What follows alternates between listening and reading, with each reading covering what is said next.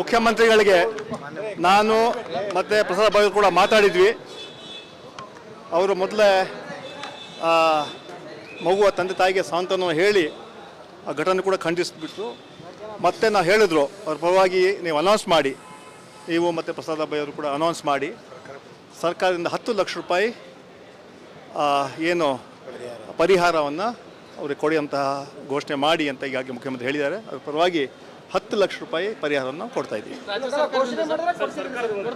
ಸರ್ಕಾರದಿಂದ ಮುಖ್ಯಮಂತ್ರಿಗಳು ಘೋಷಣೆ ಮುಖ್ಯಮಂತ್ರಿಗಳು ಅನೌನ್ಸ್ ಮಾಡ್ಲಿಕ್ಕೆ ಹೇಳಿದ್ರು 10 ಲಕ್ಷ ರೂಪಾಯಿ ಕೊಡ್ತೀವಿ ನಾವು ಅವ್ರಿಗೆ, ಸರ್ಕಾರಕ್ಕೆ ಕೊಡ್ತೀವಿ.